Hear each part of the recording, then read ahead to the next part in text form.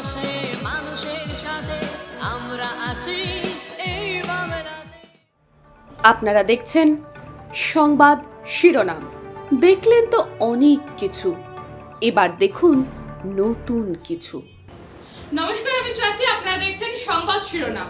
দেশ জুড়ে চলছে 2024 লোকসভা নির্বাচন, আর তার আগে রাজনৈতিক প্রচারে ব্যস্ত সমস্ত দলের নেতারা সমেত দলীয় কর্মীরা।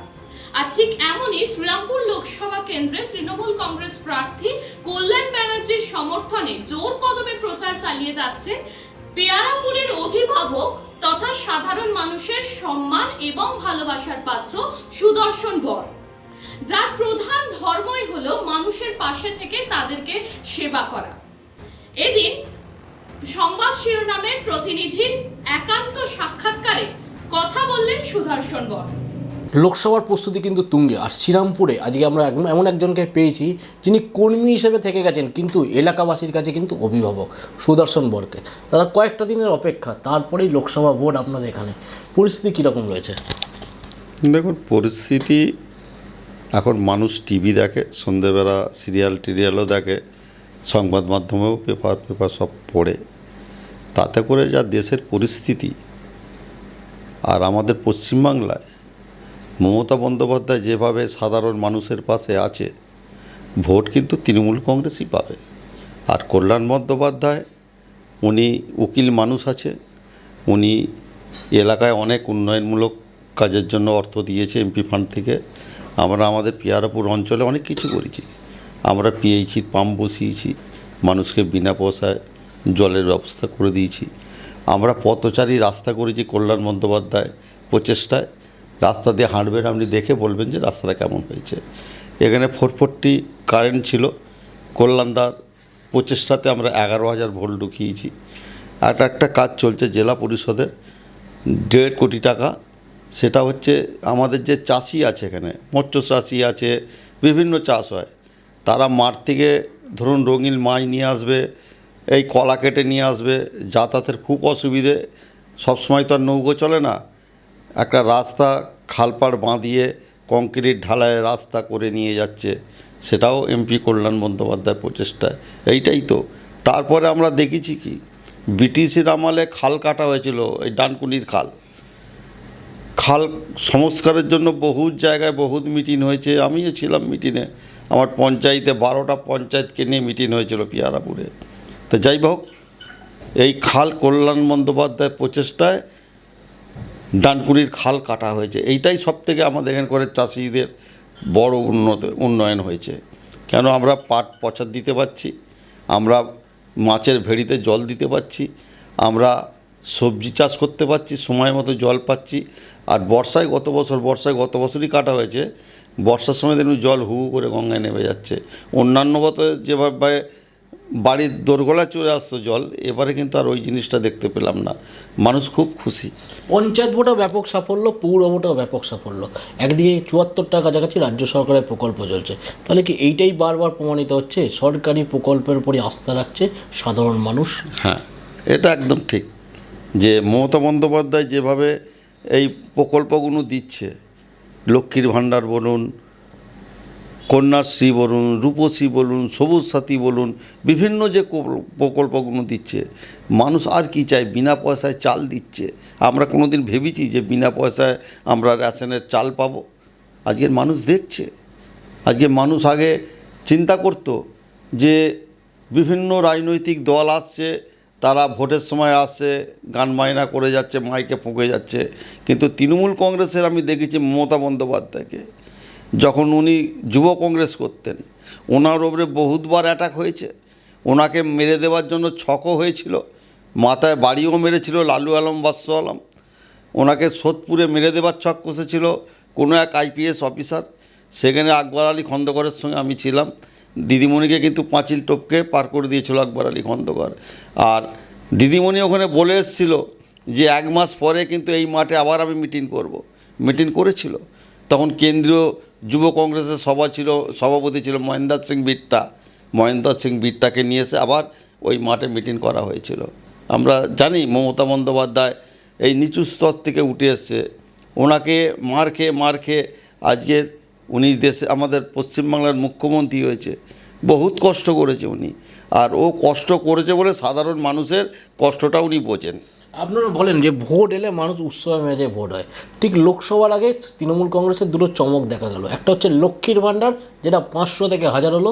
অপরদিকে গ্যাসের দাম যেখানে 1000 টাকা ছিল সেটা কিন্তু বাড়ানো হলো না, 100 দিনের কাজের টাকা রাজ্য সরকারের উদ্যোগে ফিরিয়ে দেওয়া হলো। কীভাবে দেখছেন? দেখুন, আমরা তো চাষি ঘরের ছেলে, এখানে বদ্যিপাটি খালের সঙ্গে অনেক শাখা আছে, আগার খাল আছে, বদ্যিপাটি খাল আছে, আমাদের ডানকুনি খাল আছে। আমাদের এখানে অবস্থা হচ্ছে ওই পানা জঙ্গলে ভর্তি হয়ে যায়, মানে নৌকো নিয়ে যাওয়া যায় না। যারা মৎস্য চাষি আছে তারা নৌকো নিয়ে যেতে পারে না। পঞ্চায়েত থেকে আমরা 100 দিনের লেবার দিই, মানে এবারে কেন্দ্রীয় সরকার কি করলো, 100 দিনের কাজ বন্ধ, মানে টাকা বন্ধ করে দিল, কাজও বন্ধ করে দিল। সেখানে আমরা পঞ্চায়েত থেকে মানে কি করব, আমরা সদস্যরা চাঁদা তুলে রাউন্ড অফ কিনলাম ওষুধ, ঘাস মারা ওষুধ। আমরা কিছু কিছু জায়গায় যেগুলো যে দেখলাম এগুলো চাষিদের খুব কষ্ট হচ্ছে, সেগুলোতে আমরা রাউন্ড অফ মেরে দিতাম, যে এতটা রাউন্ড অফ মারলে আমরা দেখলাম হয়তো 20 লিটার রাউন্ড অফ মারলে আমার এতটা এরিয়া চাষিরা যাতায়াত করতে পারবে, আমরা সেটা করেছি। এই যে আরেকটা জিনিস, সেটা হচ্ছে এই যে 21-এর নির্বাচন দেখা গেল, 23-এর নির্বাচন দেখলাম, সেই সময়েও কিন্তু কেন্দ্রীয় একাধিক নেতৃত্ব বারবার এসেছিল পশ্চিমবঙ্গে। অপরদিকে 2024-ও একই। আপনারা অপরদিকে বলছেন বাংলা কিন্তু সব দিক থেকে বঞ্চিত, বাংলা বঞ্চিত, অথচ কেন্দ্রীয় নেতৃত্ব বারবার বাংলার দিকে সভা করে যাচ্ছে। কীভাবে দেখছেন? দেখুন, ওনারা 2021-এ এসেছিলেন বিধানসভায় ভোটে, ওরা বলেছিল যে 200 কা পার, মানে বাংলা দখল করার জন্য। তৃণমূলের কিছু নেতা তারা লুটপাট করে নিয়ে ওয়াশিং মেশিনে ঢুকে গেছে সাদা হওয়ার জন্য, জানে নালে অ্যারেস্ট হব। আজকের বিচার ব্যবস্থা দেখুন কোথায় গেছে। অভিজিৎ গঙ্গোপাধ্যায় বিড়াল থেকে, মানে সেই বলে না বাস্ক থেকে বিড়াল বেরিয়ে পড়েছে, উনি বিজেপির এজেন্ট হয়ে মানে হাইকোর্টের বিচারপতি ছিলেন। একজন বিচারপতি, দেশ ভরসা করে কাদের ওপরে? বিচারপতিদের ওপরে, পুলিশ প্রশাসনের ওপরে। আজকে যে বিচারপতি এই যে তৃণমূলের নেতৃত্বর বড় বড় নেতাদের অ্যারেস্ট করিয়ে জেলে ভরে দিয়েছে, এসব কেন্দ্র থেকে নির্দেশ আছে ওদের কাছে, আসার পরে ওরা এখান থেকে হাইকোর্ট থেকে অর্ডার করিয়ে তাদেরকে জেলে ভরে দিচ্ছে। এটা কি ভালো করছে বিজেপি সরকার? এটা ঠিক করছে না। এর আগে কংগ্রেসও চালিয়ে গেছে দেশ, কংগ্রেস কিন্তু এত বাড়াবাড়ি করেনি। বামফ্রন্ট সরকার 34 বছর রাজত্ব চালিয়েছে, বামফ্রন্ট সরকারও এরকম ভাব করেনি, মানুষের সঙ্গে ভেদাভেদ লাগিয়ে দেওয়া, মানুষের সঙ্গে লড়াই লাগিয়ে দেওয়া। এটা বামফ্রন্টকেও আমরা দেখিনি। লড়াই করেছি, তৃণমূল যখন কংগ্রেস করতাম কংগ্রেসের সঙ্গে সিপিএমের লড়াই হয়েছে, কিন্তু এইভাবে দেখিনি। একজন কাউন্সিলর নয়, একজন এমএলএ নয়, একজন চেয়ারম্যান নয়, একজন প্রধান নয়, সে 8-10 জন করে কেন্দ্রীয় বাহিনী নিয়ে ঘুরছে। তাহলে জিতলে সে কী নিয়ে ঘুরবে? আর সাধারণ মানুষ এমনি পুলিশ দেখলে কিছু মানুষ, আমাদের গ্রাম অঞ্চলের মানুষ ভয় পায় যে ওরে বাবরে পুলিশ। এরা কি করেছে? কেন্দ্র বাহিনী নিয়ে এলাকায় এলাকায় টল দিচ্ছে, যে একজন সদস্য নয়, পঞ্চায়েতের প্রধানও নয়, এমএলএও নয়। তাহলে সাধারণ মানুষ কি ভাবছে যে এরা যেখানে এখন কেন্দ্র বাহিনী নিয়ে ঘুরছে বন্দুক ফন্দুক নিয়ে, তাহলে জিতলে এরা আরও কী করবে? যার জন্য মানুষ ঘরে ঢুকে যেত, ওরা যখন আসতো রাস্তায় কাউকে দেখতে পেত না। আর আমাদের এই সব এলাকায় আপনারা ভোটের দিনে দেখে নেবেন, আমাদের ইলেকশন আসা মানে উৎসব।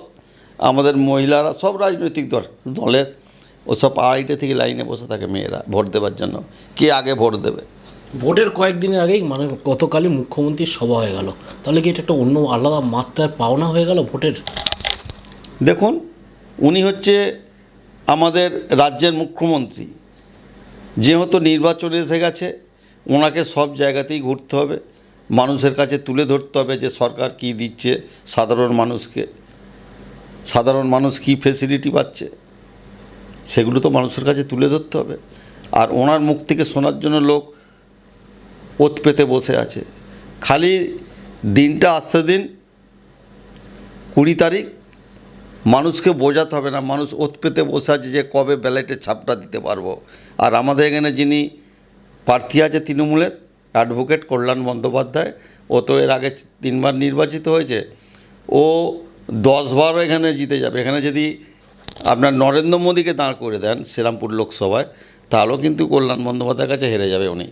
পেয়ারাপুরবাসীর উদ্দেশ্যে কি বার্তা দেবেন? পিয়ারাপুর বাসির ওপরে যে এখানে উন্নয়ন, মানুষ তো উন্নয়ন দেখবে, যে কতটা উন্নয়ন করলো, কোন রাজনৈতিক দল করলো। বামফ্রন্ট 34 বছরে কি করেছে, আর এখন তৃণমূল কংগ্রেস ক্ষমতায় আসার পরে কি করছে, এটাই তো মানুষের চোখ খুলে দিয়েছে। যে এখনও বিনা পয়সায় চাল খাচ্ছি, রেশনের পয়সা লাগছে না, লক্ষ্মীর ভাণ্ডার পাচ্ছি, মহিলাদের আর বোঝাতে হবে না। মহিলারা তো ওত পেতে বসে আছে, দিদিমণিকে মানে কবে আমরা ছাপটাপ মারতে পারবো তৃণমূল কংগ্রেসকে।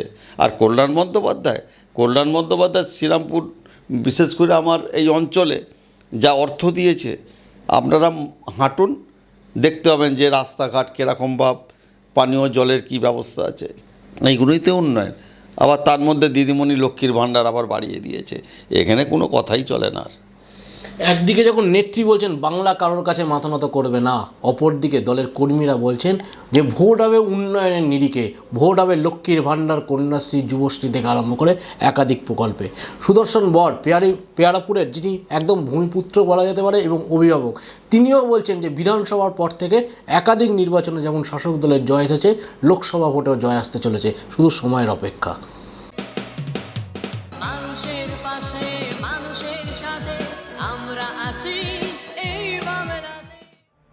আপনারা দেখছেন সংবাদ শিরোনাম। দেখলেন তো অনেক কিছু, এবার দেখুন নতুন কিছু।